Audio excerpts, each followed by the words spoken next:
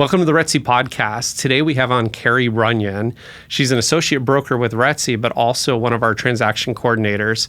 This one's important because a lot of people don't realize what happens behind the scenes of every successful agent within RETSY and how the key role of transaction coordination is so important and how that role evolves the transaction through and allows our agents to be able to give that level of experience and that level of professionalism to their clients. So I'm excited for you to tune in and learn more about Carey Runyon. There's no difference between the price point. I mean, for me, the way I operate, every contract is the same as far as the detail, the amount of detail that goes into it. So everything is treated the same, regardless of the price point, because at the end of the day, there's the same amount of liability with every transaction, regardless.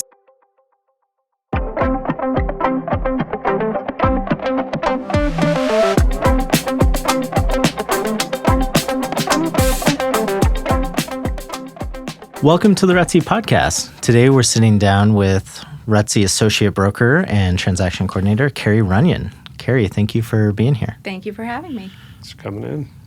Well, I want to start by thanking you for taking such great care of our agents as a transaction coordinator and helping me on the broker side of things too. Oh, it's my pleasure. Well, What I'm here for. I really appreciate it. My pleasure. We always like to start, what did you do before real estate? So there wasn't much before real estate, except just growing up and living life, because as of this month, I've been in the business for 25 years. So that's over half my life. I've ridden and trained horses my whole entire life. So that is my passion and have always kind of floated in and out of doing that as a profession. Currently, it's just a hobby. But so my one job that I had before I got into real estate was I worked for UPS, United Parcel Service. I worked at the airport. So kind of a little bit about me. I love to drive big things. I have trucks, love to be around the airplane. So I worked in air cargo. And my job was to run and manage the tracking system, actually. So the things that makes they a lot scan. of sense to me. And the things that they used to scan the packages and track your packages. It was my job to not only maintain the system, but we called it visibility, was to ensure that your package had visibility as it came through the airport. So I did that for about 3.5 years and loved that job. That math, that makes so much sense to me. Love that job, but I was exhausted because it was a night job, and I rode and trained horses during the day. So it gave me the benefits I needed to be able to live on the edge and ride horses and train horses, but I was tired all the time. And so that's where the segue happened into real estate. I worked at Prudential Relocation, and that's what got me started. So Relocation, just, super, super quick snapshot into that.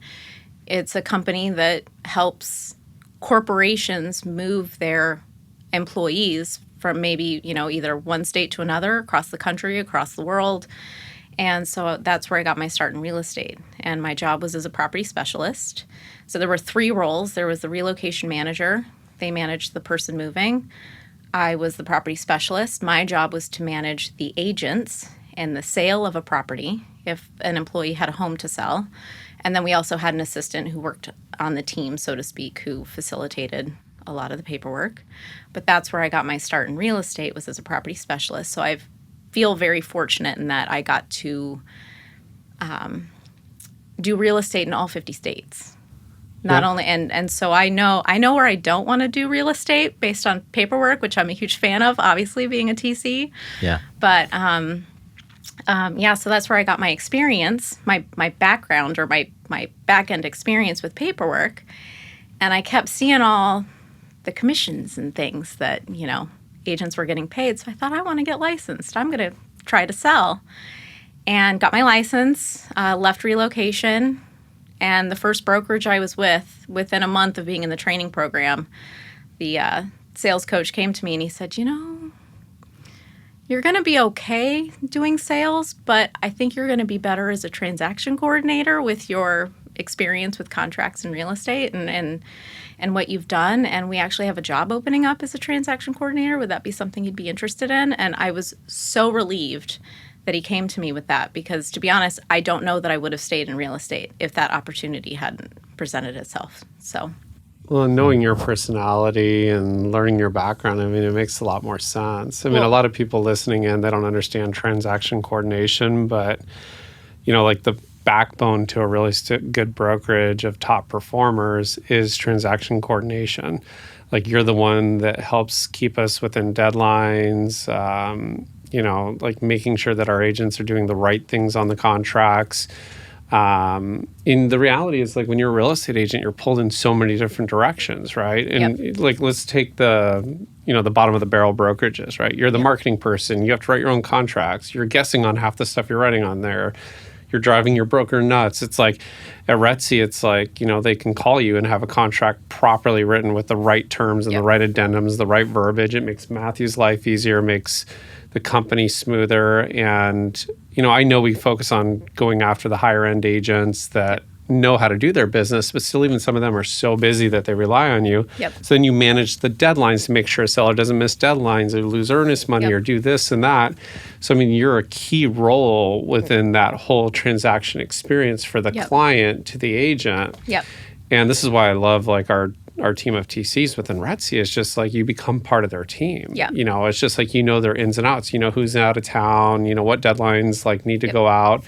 And then also, like, some of the crazy contracts we get from other brokerages, immediately what needs to go on the counteroffer just to clean up the sloppy work. So thank you for that. And I just wanted to say that because a lot of people listening in are like, they keep saying TC, what does that mean? Well, like, don't use the jargon. And so what I explain to agents, my agents too, because TC, transaction coordinator, that's an industry term. Transaction manager, I've bounced between being a manager or a coordinator. They're one and the same. There's really no difference between the term. But I tell my agents, if it makes it easier for your client to grasp my role in the transaction, please just call me your assistant. I don't take offense to being an assistant, so to speak. Some people don't like that term either, but it actually does help with the client view me as a bigger part of the transaction, the team, so to speak, as being an assistant. And then they will communicate more frequently with me, whereas oftentimes I'm sometimes the last person to find something out because the TC role kind of just, the communication with the TC just drops off. Even with other agents in the industry who know who and what a TC is, they won't communicate with the TC. So I tell my agents all the time, please, if it makes it easier, just call me your assistant. If it makes your client more comfortable with my role in your business and in the transaction, please call me your assistant, because I'm here to help you as the agent, protect you, protect your client in the transaction. But I also see myself as I'm here for the brokerage as well. My job is to, protect the brokerage, look out for Matt. I consider myself the first line of defense in a transaction if something comes up. 100%. So I try to make sure that I position myself with the agent, with their clients that way, so that they see me as an asset as opposed to just someone else they're copying on an email. Yeah.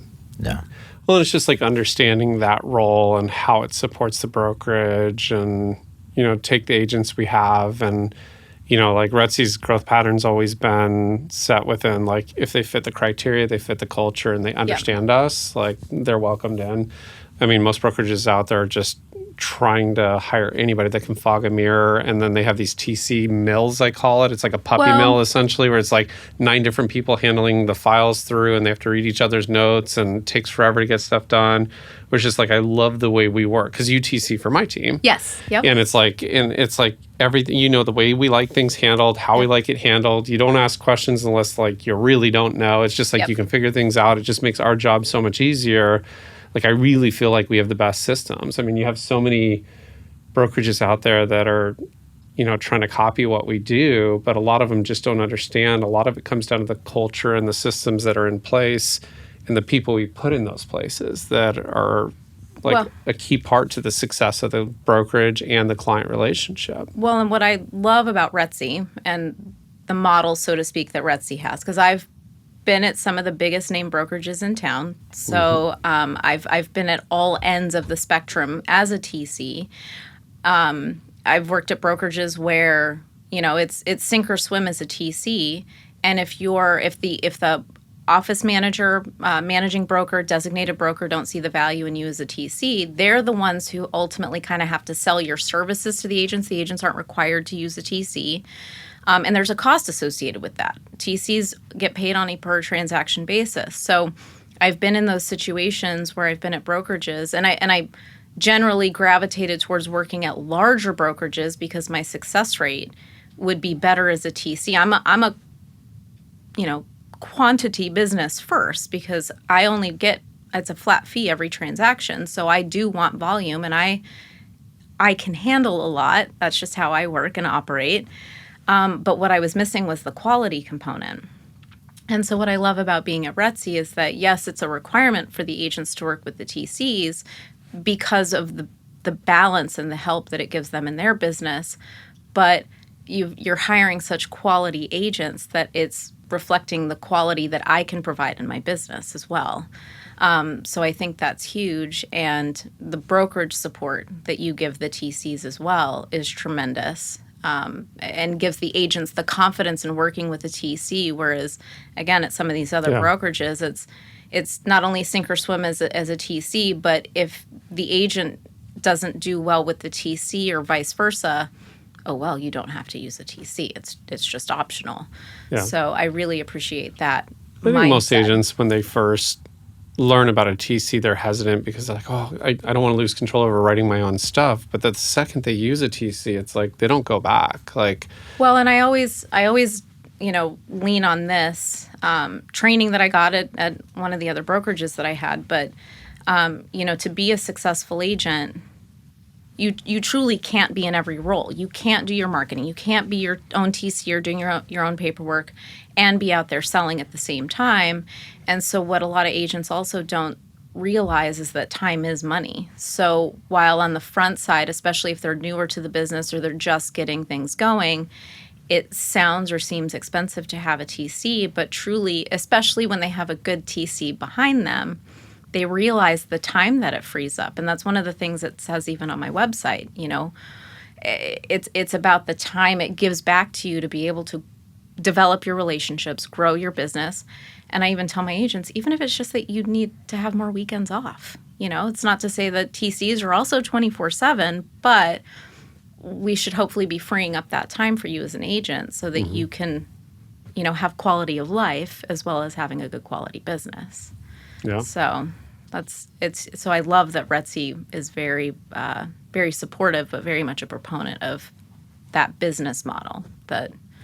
We take a lot of our top producing agents, and they're just used to actually having to hire their own TC because a company wouldn't provide a good resource for transaction coordination. Yep. And that was part of the original business plan of RETSY is have a couple good people. When Lindsay came over, it was Sienna was TCing for the whole company, right? She was. Yeah. And it takes a special you're going to find a lot of agents are artists and not operators. Yep. Right? And you need a solid operator backing every artist. Yep. And they can barely find time to pick up their phone and respond to text. Right. Most agents in the industry. Sure. RETSY agents are expected to do that. But by freeing up that free time and justifying, sometimes you have to walk through this value proposition of okay, what did you make last year? How many hours do you really work per week? This is what you're worth per hour and this and that. It's do you want to spend that doing stuff that you're not good at? What is your time Or worth? have somebody do it for you, right? Yep. And then it's you have a whole marketing department you can lean on. And and then it's just focus on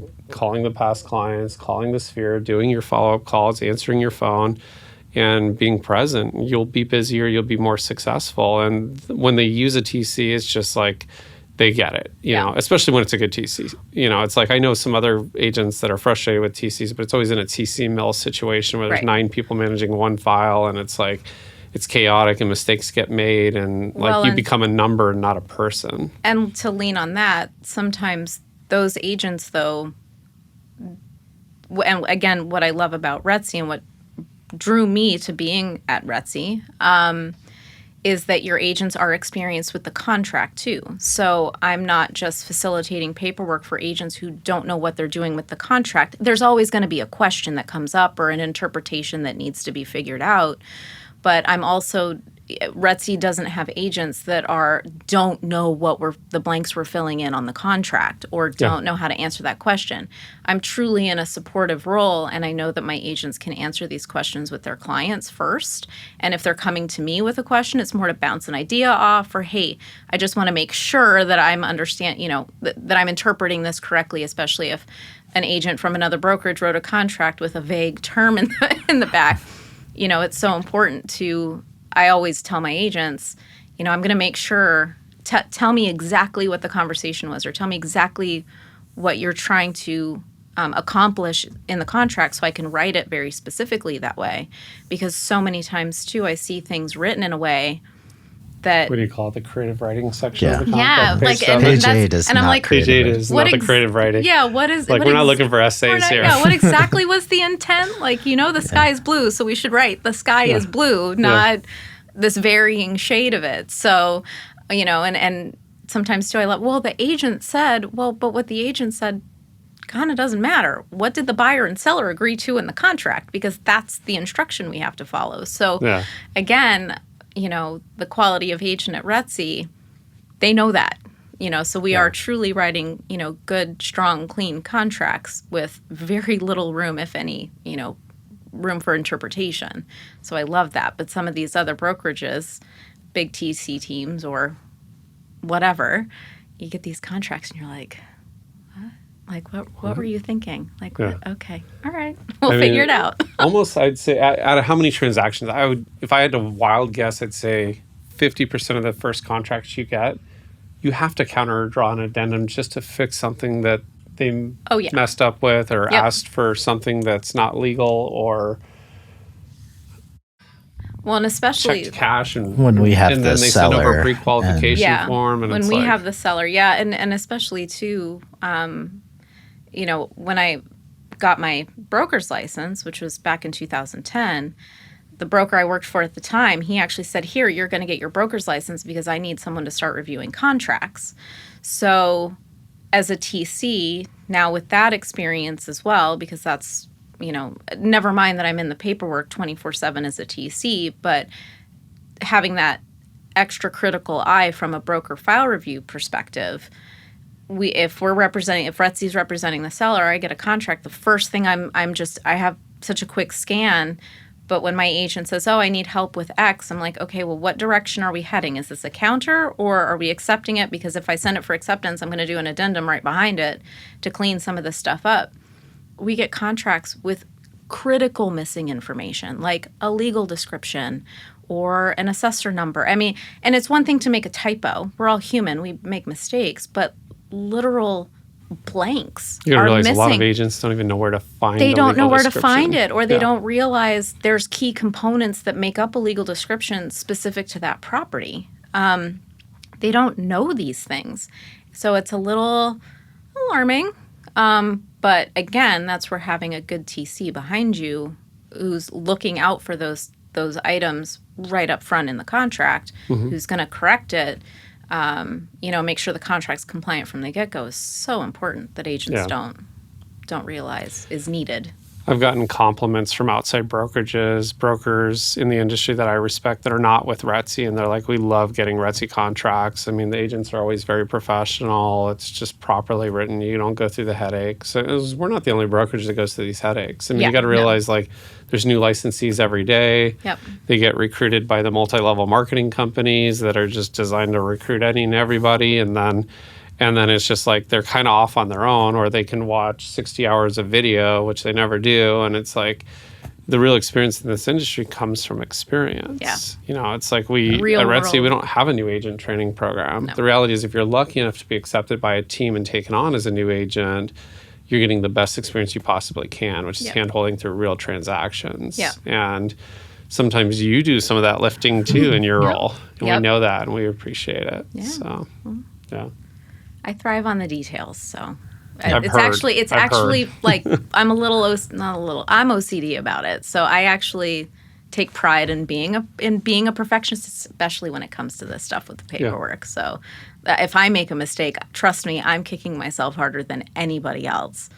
I know when you and I sat down on that file software idea. Yeah, it was like I'm thinking it's it's a good idea, but like nobody's that detailed. Oh, well, trust me, it's built out in my head. I think I know where it needs to go, but yeah, no, but like the DISC test, I took one of those many years ago, and I was literally the 99% of whatever you need to be. Like, there was no question. Like, I'm definitely in the right role for this industry. And when I was thinking about it too, like even my UPS job, like I didn't realize then, it's taken all these years to really realize, that was actually the perfect job for me then at the time too, because I didn't know it, but I am such a perfectionist.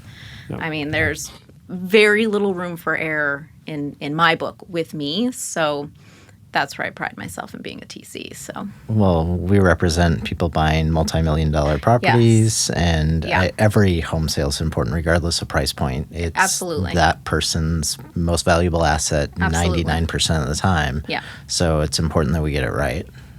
Well, and there's no like you said, there's no difference between the price point. I mean, for me, the way I operate, every contract is the same as far as the detail, the amount of detail that goes into it. So everything is treated the same, regardless of the price point, because at the end of the day, there's the same amount of liability with every transaction, regardless. So I do my very best to always be perfect, but I know I'm human and I'm going to make a mistake too. But I work my hardest to make sure I don't make any, if at all. So. Well, and I think to that point too, you see a ton of transactions because you're a vital part of a lot of our top producers. You're on the front lines. You're on the front lines. An agent, I mean, Christine Espinoza had 58 in 2025, and Russell Harris had 56. And, that's a ton of transactions for an individual agent to do. Yep. But you work with Christine. You helped her on all those deals, Yep. in addition to all the other agents that you work with, Chris's team, and so on and so forth. Yeah. So, I mean, just the volume of transactions that you see is huge. Yeah. And so one of the things I wanted to ask you during the podcast was you see a ton of transactions, you work with a lot of high-producing agents. What kind of takeaways or like themes or traits can you share with the audience that agents should implement into their business? What are the things you see these top producers do? Is there like a consistent thread? Is there like a trait or something that... I think, and I'm a huge fan of this regardless in life, but especially in business and in real estate, it is so important to maintain communication. And one thing that I see certain agents do better than others, when there's a TC or when they have an assistant who handles all of their transactions, a lot of these bigger teams, not at RETSY, but that I cross paths with in a transaction, you don't hear from that agent again. The actual agent on the contract, their name's on the contract, but from contract to close, meaning once it's executed through the closing, like Chris said, you're working with 8 or 9 other people, and you rarely hear from the agent again. And so not only is a TC working in the transaction, what's happening with that client? Because sometimes, too, the amount of communication, there's a bigger lag time because you've got 3 other people in the background trying to figure out what's going on. And oftentimes I hear, well, the client ends up on the other side of the transaction, ends up upset because they don't hear from their agent again. So I think it's really important that agents still maintain that communication, even if you've got an assistant or a transaction coordinator in the background handling the nuts and bolts, so to speak, with the paperwork. Keep that communication up. And again, not only with the client, but with your transaction coordinator. And one thing I also pride myself in what I do for the agents is I have a calendar that I have set up where I've got certain touch points throughout the week or at certain stages of the transaction where I'm connecting with the agent directly and having a conversation and saying, hey, here's where we're at. I know I've sent you an email, but just wanted to touch base, or I can even sense sometimes based on the tone of certain emails back and forth, I'll call my agent and be like, okay, what's really going on? Because I'm sensing something's coming. Like, do I need to be prepared for something, or do we need to do an addendum for something? Like, what's going on? I think it's so important to have that communication and keep those lines really clear.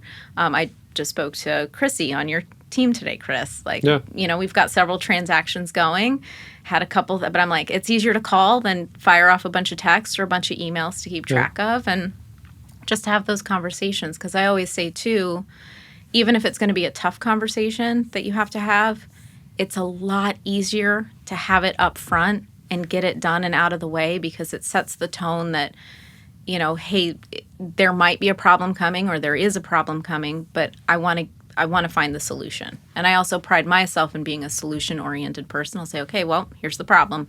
What can we do to fix it? Because I believe 99% of all issues can be fixed, corrected.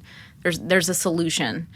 But communication is key to avoid that stuff. So I know within our team, I mean, I have a small team, team of 5. And, with every transaction, whoever's involved in that transaction, I need to start involving the TCs, come to think of it. But we just do an iMessage group with the owners. Yeah. And it's like, and then we have a side group, right? Yep. And then it's like when the side group gets updated on, here's the problem, here's the resolution, who's going to update the owners? We take turns updating the owners in the group. And then it's just like they know they're hearing from everyone. Yeah.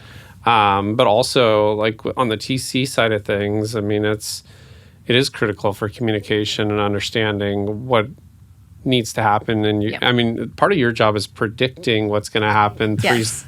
Three steps. You're playing chess when most people are playing checkers. Exactly. Yeah. Well, and again, that's where too, like I read the emails.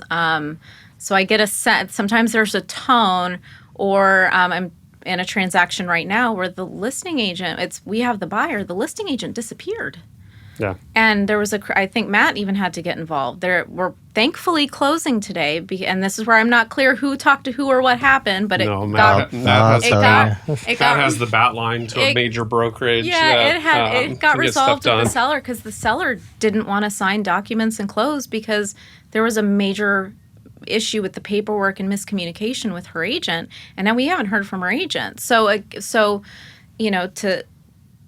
what I'm going to do to document our file, because we are missing a couple of things from that side, I've got a chain of emails where I have followed up regularly. I can be a nag proudly, because it's necessary, because at the end of the day, I always try to think, could something come up 6 months from now, in as far as an issue?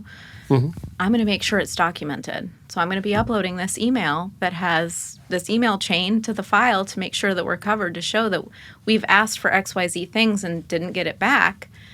Ultimately figured out the listing agent went MIA. And even the seller had challenges with that. So, but there's that communication point. Yeah. It Remind me to doesn't tell you happen often, but it does happen offline what happened there. Yeah. We're closing today is all I know. It just that's good. happened. Yeah. I'm glad to hear that. Yeah, we're closing today. So that's the hardest transaction, when the seller or buyer on the other side gets in an argument with their agent. Yeah. But they want the deal to close. We want the deal to close. Yep. And that agent's just completely sidelined. And most of the time they deserve it, because they've lost control over the transaction, or lost the respect of their client for miscommunicating something, or maybe lying, or even fraud. Sometimes we've seen it. Yeah. You're on the front lines of seeing that. Yeah. So. Yeah, and it's funny how you're like, I read every email. So I am one of those team leads that I'll see the email chain happening. Like right now, I got 178 unread text messages since we started shooting this morning. But that said, it's like things will just come full circle. Yep. And then I'll check in with Sydney, or I'll check in with Chris, and be like, do I need to step in on this, or do I have to read 17 emails? Yeah. And like, oh, no, it resolved itself, or no, Carey figured it out, or we got this. And, but it can be overwhelming, but you have to be that detailed person. Absolutely. You know me, more of an artist, less of the details, but I have a really Yep. good supporting team that handles the details. But also with my sellers, I explain to them, I'm like, all right, so Carey will handle all your paperwork. When she asks you for stuff, you need to get it to her. Yep. She'll keep us online for everything, and it's like, and we have a really good structure where everybody kind of knows our role within our team, but we're always trying to make it better. Yeah. That's what's key. Yeah, So. definitely. Well, I also know that you have some broker horror stories. I know I stole your thunder about the prepossession septic tank pool Yes. thing. That was a big one. That was a doozy. Yeah, I had already shared that on the podcast. That's where I learned the term commissionectomy. Yeah. That's where that came from. Yeah. Yep. Do you have any others you might share? I've got a couple actually that I could lean on from my relocation days, actually, because that was when I learned the importance of inspections, especially when you're representing the corporate client who at the time, it's been years since I've done relocation, so I'm not sure if these programs are offered anymore, but one of my bigger corporate clients was Chubb Group Insurance, and their programs for their high-level executives that they were moving is if that home didn't sell within a certain amount of time in the program, the company bought the house, bought them out of the house, and we took it into inventory. At like a pre-negotiated price, right? Correct. Yeah. So what was called the market value program. So they would buy it at a pre-negotiated price, and if the home didn't sell, and 9 times out of 10, the employee had already moved to their new location too. So they usually had They want them there right away. Yeah, and they usually had some kind of package though on the way in as well, purchasing assistance, things like that. So my first big house that I had, it was in California, which is somewhere I love paperwork and I love details, and I would never want to do real estate in California. The volume of paperwork is unbelievable. But this was my first experience with failure to disclose and why it's so important to do inspections. So in California, you may or may not know, but a big inspection they do there is soil testing. It's very, very, very important to do soil testing. And seller employee, we called them transferees. He'd already been in the new location. We had the house in inventory. Finally got a buyer on this house, and they came in and did a soil test. And the backyard, and the house was kind of hillside. Backyard came back with gasoline in the soil. And that was very strange. So we, as the seller, also went in and did our own soil testing. And there was high volumes of gasoline in the soil. So they went back to their seller and said, hey, is there something you didn't tell us? Is there something we've missed? Oh, no, I don't know what you're talking about. Well, don't let them match in your backyard. Well, after doing some due diligence, further, because we comb through, one thing we would get is a filled out disclosure from the actual transferee, from the homeowner. We would provide those to the buyer with our own blank set that said, hey, we truly have never lived in the house, but please refer to these disclosures, as the record. Nothing in this disclosure. Pulled some permits. Well, there used to be a pool. The house used to have a pool. Well, this house didn't have a pool. I mean, it was just a yard. Well, come to find out, they didn't technically abandon the pool correctly and have it filled. Why, you ask? They had a 1957 Camaro, I think, or something like that, buried in the pool with a gas pump, an old antique gas pump, apparently still full of gasoline, I guess. So my corporate client, we had to pay a lot of money because in California, we couldn't even sell the house to the buyer. Yeah. You have to dig up the car, dig up the gas. This was now a hazardous situation. Same house, though, when you walked upstairs, it had a loft, and there was a door off the second floor. You'd open the door. It was to nothing.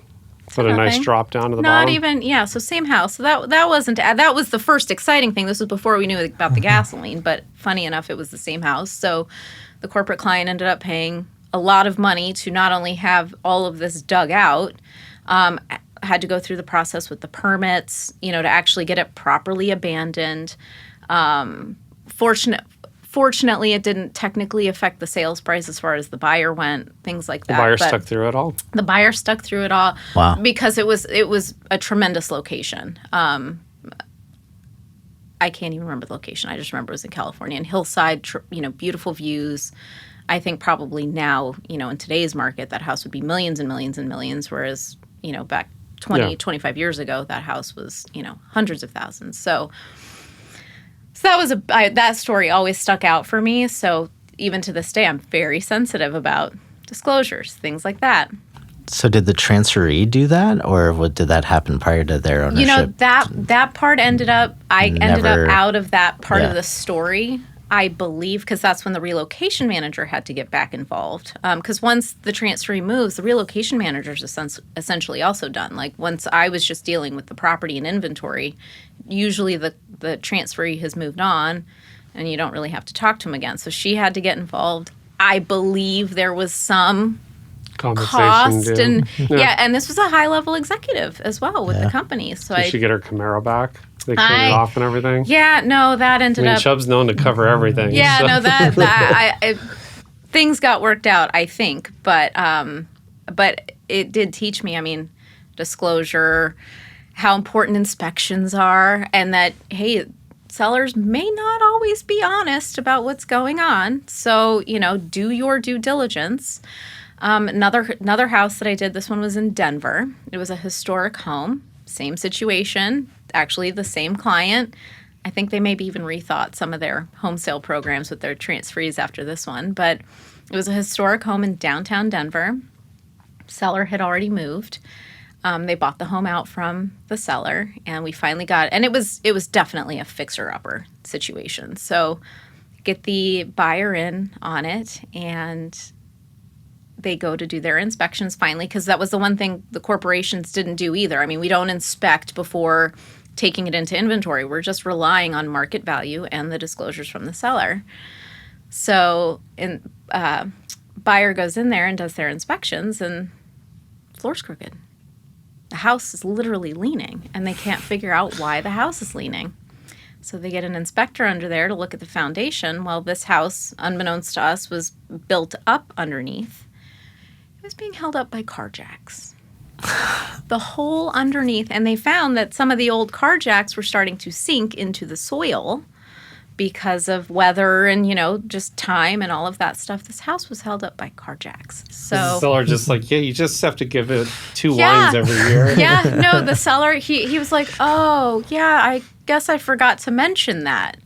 Of course you did. Yeah, you think? You think you forgot to mention that? So that buyer did end up with a decent discount on that home purchase. But again, inspections are really important because, and sometimes, in the first case, the seller, I believe, selectively omitted the information. This second seller with the car jacks, he actually, he genuinely seemed to forget that this was a key component to keeping. I've had sellers that actually did unpermitted additions and forgot about it, or did this and that. And it's and I think we resend our spuds when we're in contract too, just to have them updated. And then of course inspections turn up stuff that are did you ever do an addition here, or did you do this? And the inspector turns it up. So it's sometimes sellers just forget, but it is a buyer beware. You have to do inspections. God, I remember back in the day, we'd hardly ever do, maybe 10 or 12 years ago, it's you'd only do a sewer scope if the plumber found a backed up drain or something, right? Yeah. And now it's we do it on everything. Even new construction, we find bellies on stuff. It's impossible for it to already have a belly, but it does. Yeah, I'm even recommending it on houses with septic because that's its own plumbing, but just that short distance from the house to the tank, there's stuff going on in those. Yeah, it can deteriorate. It's because of that experience in relocation, and then coupled with my broker file review, managing broker experience, I even take it to that next level. If we have the seller and I know that there's been some time on market with the property for whatever reason, why it hasn't sold in a, more quickly than it has, I'll come back through the disclosures. And if they're more than even 60 to 90 days old, I'll check in with my agent and say, hey, does your seller need to take a look at these? Were there any changes? We came up with that update form for the disclosure, so it makes it a little easier now to make these updates and changes. But it's just so important. And sometimes agents are always, on the fly, rolling as quickly as they can. So I try to stay at the forefront of that part of it for the liability reasons, to say, hey, these are aged. This document is aged. Are there any changes? Can you follow up with your seller, touch base with them? I'll email it to them, let them know they need to review it, and we'll have them sign off on that. If there's no changes, I'll fill out a little line for them to sign, review, updated, reviewed and no changes. Here's the date. But it's just so important.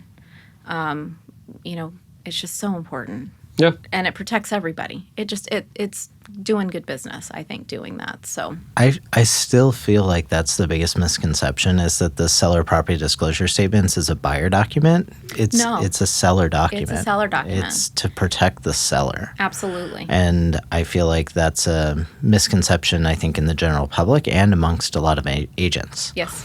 I mean, that document is to protect the seller. Yes, absolutely. And so that's what we've seen quite a few lawsuits come back and get subpoenaed for files, and luckily the RETSY files are complete and full, and they tell the story, like who didn't disclose, who disclosed. But I think agents in general, like, they need to explain to their sellers, like, this is to protect you. This is a seller document. It's okay to disclose anything you know. It's like, I remember I had one where it's like, I killed 2 scorpions in the house and they didn't want to list scorpions. I'm like, well, I know you have them, so you have to put them on the form. Right. It's like, well, but touching back on my email story, like, that's where also in these situations we're having those emails documented. And I always encourage my agents too, when you've had a conversation with your client, follow it up with an email. Even if it's a simple, hey, just following up on our conversation. I reached out to you about updating your disclosures. You stated there were no changes. Can you please confirm receipt? And just confirm that in the email. Because here in Arizona, if it's not in writing, it didn't happen. So we need those things in writing. Lesson.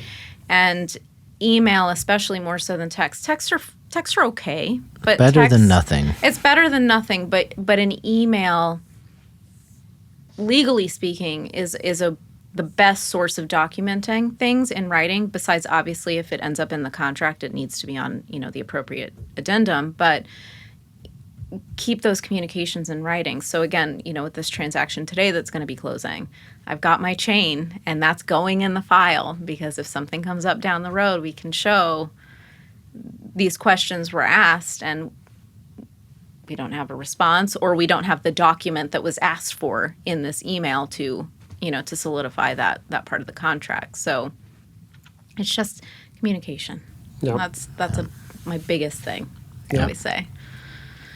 Yeah, I feel like that's been a common thread on the podcast, though. I feel like people most don't realize how easy and how simple it is. Yeah, just pick up the phone, I think, was the most common tip that most of our and communicate even in the paperwork. Again, if agents, one thing I think sellers and buyers, my agent talked to the other agent about that, as something that's supposed to be part of the contract. Yeah, but buyer, seller, that's your contract. So we need to solidify that in writing between the two of you. And again, leaning back on how important it is to make sure what was discussed is what's in writing as well. That you convey the intent of what you're trying to accomplish in writing, because there's no room for ambiguity. What's in writing is what stands. What stands. Yeah. So just communicate in the disclosures, communicate via email, communicate via phone call. Oh, for sure. That's the theme for me as a TC. So your carjack story reminded me of a broker horror story from the Morrison residential days. I don't know if you'll remember this, and I forget who the agent was, but one of our agents repped a buyer on a foreclosure. And the inspector had found that somebody had gone through with a skill saw and the prefab trusses in the attic, and just right 7 or 8 of them, right? Yeah. It was one of those where the inspector, they were mad at their bank that they didn't make their payment. The bank took their house. Right. It's it was the bank's fault. Yeah, yes. Strictly the bank's fault. Everybody was a victim back then. Yeah. I think that was a case where the inspector literally met them outside and said, let's not go in there. Let me show you what I found. Do you remember that? Were we listening? Did we have the REO? No. We were We repping a buyer. We were on it? repping a buyer on it, so that was a very quick and easy cancellation. But I can barely remember what I ate for breakfast today. I'm not I was going trying to remember that remember one. who the but- agent was. I worked for a pretty big REO team during all of that, and I'm trying to remember. I just remember there were houses priced in such a way. It's in hindsight when I think about it, because I worked here in the Biltmore during the REO days, right across the street actually from where we're doing this podcast, and so the team I was on, a lot of the homes were this Arcadia Biltmore area. And back then we were selling houses for $12,000 and $15,000. And I wish I could even remember the one address. The house was literally studs. The homeowner who was foreclosed on, they were so angry that they got foreclosed on this family home, but they had kept remortgaging and remortgaging and remortgaging and then didn't make their payments. They literally ripped out the siding, the walls. They tore this thing down to the studs and then left everything in the yard. So when the bank came in and we took it into that REO inventory, we had to come in with a massive cleanup. And the house, I think, was listed for like $15,000, which the land itself was worth even more. And we ended up with 62 offers on that. Wow. Yeah. And there was to go through 62 offers, and you have to put them into this system and scan everything. And oh man, those were crazy days. But some of those houses, and it was out of spite. These owners were spiteful, and It's like every time you show up, the air conditioning units would be missing. Was it ARP or like maybe it was one of my coaching clients? They actually found the guy stealing the AC units and would pay him $500 to literally steal them and then bring them back and reinstall them. Like, because if he didn't steal them, somebody else would. Like, What? basically, he Wow. was paid to remove them, hold them, and bring them back. I see. Or the best was like they'd That go into makes the sense. garage, they'd take all the wires out of the J box, wrap it in a big ball, attach a strap to their tow hitch, and just pull out of the garage and rip all the wires out of the house so they have all the copper in one roll, and they'd go sell this copper roll for a couple $100, and now you have $100,000 of damage to the house. yeah, Yeah. those Like, were some. cash or keys were real back then, and it was actually Oh, yeah. genius. Like, I Oh. mean, go and offer people money to leave the house broom swept and just hope that they get out of it. Yep. Like, Yeah. yeah. Yep. My favorite was like everyone would take their blinds, like seeing Yes. that they took the blinds. It's like, Yes. It fit this window perfectly with an Yes. eighth of an inch on each side. Like, what are you going to do with them? Yeah. Well, and that was the big thing, whether or not we could determine, because that's where when you saw a lot of the first-time home buyers, because homes were so affordable. Yeah. Didn't matter what the They had interest the rate Ninja was. loans, the wire loans, but it like- didn't matter what the interest rate was, because if you could pick up a house for $50,000, $60,000, for a minute I did try to be a buyer's agent back in the crash, and I remembered it wasn't about the price of the home, it was what part of the valley did you want to be in. So I was showing, $75,000 to $80,000 homes in Mesa, Gilbert, Chandler, West Phoenix, Surprise, you name the city, I could find something that was affordable. But once I was on an REO team, when you list the property in MLS, what kind of financing, or if at all, can the seller entertain? Because FHA and VA buyers have very specific requirements. And that was the thing. It was a finger cross, even on the cash for keys. Did the house have appliances? yeah. Did it have an AC? Because that right there drew the line as to what kind of buyer could purchase the house.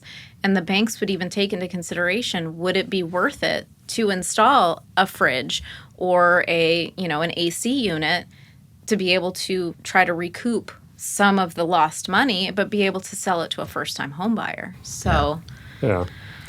And the biggest thing I take away from this conversation, it just comes down to experience. I mean, there's not a lot of people we've had in this room that's had their license longer than me, and you have. And it's like, and I mean, people need to think about that when they're picking their real estate agent. Like, you should interview, and not only interview the agent, but do the background check on the company they work for. yeah, absolutely. It's like, are they going to have the marketing support? Are they going to have TCs with the knowledge base that our TCs have?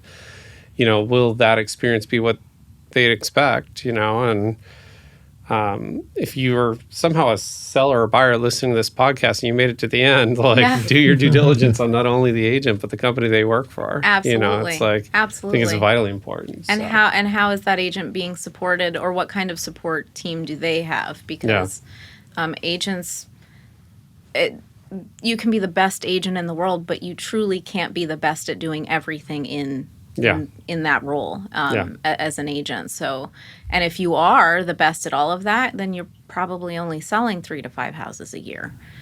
Which there's nothing wrong with that either. That's the one thing too about this industry and about this business. Sky's the limit with how successful you want to be in the business. But I think it's important that no matter what role or what avenue you choose to take in the business, realize that you can't be great at all of it. So for me, example, I feel blessed that I have tried all the roles. And for me, being a TC was the best. I can sell. It's just not my cup of tea. It wasn't what I wanted to do. And Matt, I'm so thankful I have you. I have the license to be able to be a designated broker, but that's not. You've done the role before. I've done the role before, and that's not where I'm a supportive person. I do best in the background and supporting everyone. So, buyers, sellers, like interview your agent and say, hey, who's in your corner, helping you and supporting you in your business, because ultimately that's going to help the seller or buyer be successful in their transaction too. 100%. Yep. Well, running on time. Any other questions we have? You want to pry to Carey while we have her in the hot seat? Do you want to ask the time machine question? You can ask me the time machine question. Go for it. All right. So if you have a time machine, you can go back in time 10 years or forward in time 10 years and talk to yourself for 1 minute. Which direction do you go and what do you say or ask?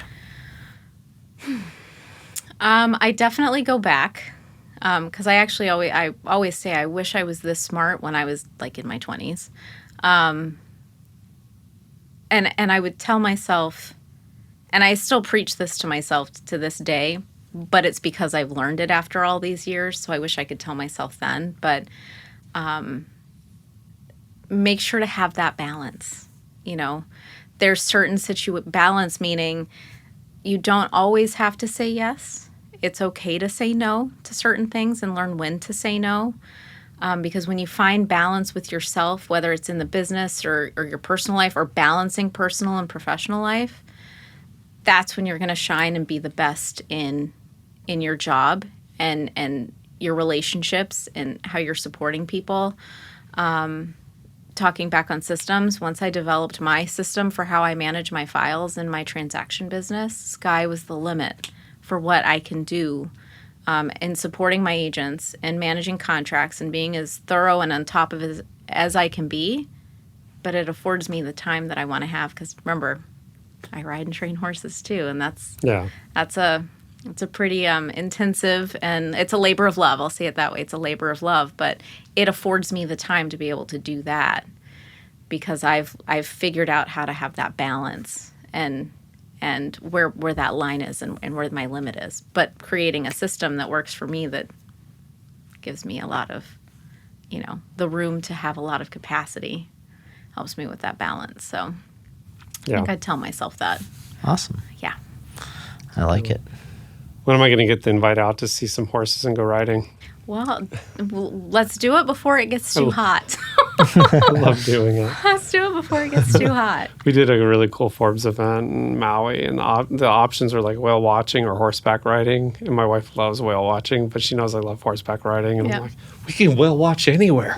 And I'm from Hawaii, so I can tell you where all the best, born and raised, so I can tell you where all the best whale watching is and what time of year to go do it, and where all the best horseback riding places are too. What's it called? M Ranch in Maui? Yeah, there's M Ranch. There's Kualoa on. Oh, it's so cool. And we saw Oahu. whales when we were riding the horses along the cliffs there. So and there's Parker Ranch on the Big Island. Yeah, that's fun. Yep. And I'm a hiking enthusiast too. So if you like hiking on Kauai, Waimea Canyon, they call it the mini Grand Canyon or the Grand Canyon of Hawaii. If you want to go hiking, Waimea Canyon? Yeah, Hawaii? I did that one. Yeah. The Nepali coast. Do you remember that one? Yeah. That was when I threatened my wife's best friend, Michelle. She tries to kill me on every vacation we go on together. And it's like, she's like, it's an easy hike, Chris. Like, and it was easy until you got down to the bottom. Then Sure, came and then you out. got to come back up. You ever seen that meme of like the baby camel that's basically screaming and breathing at the same time? Like that was me at the end. Yeah. I'm like, just leave me behind. Hiking and horses, those were my two things. So I got your back in either one of those. Excellent. All right. Well, thank you so much for coming Yeah, in. of course. Thank you for coming in. Appreciate Thank you. you for having me. Thanks for everything you do for the company, the agents, and Yeah. the expertise you bring to the table. It's I'm appreciated. happy to be a part of RETSY, truly. After all these years, I feel like I finally found my home. Oh, well, we're happy to have you. Thank you. That wraps up this week's episode of the RETSY podcast. Thanks for listening. If you enjoyed today's episode, take a moment to leave us a review wherever you listen to this podcast. And please subscribe so you never miss what's next. Next week, Chris and Matt are sitting down with mental coach Al Fuentes. Here's a sneak preview. If you take your eye off the ball, if you don't stay focused in how you're feeding your business, even if it's just mentally that day, by thinking about what you want, thinking about where things are at, looking at what's going on, you will then start slipping and you start making micro decisions that take away from momentum, take away from progress, and it's the micro decisions are really where you're going to get the greatest effect, because there's a lot more opportunity for micro decisions than the macro or the major decisions. And these major decisions will happen, and pretty much people know how to show up for those, but it's all the tiny little thousands and thousands of micro decisions in a day that if people aren't paying attention to those are the ones that are going to create the real results.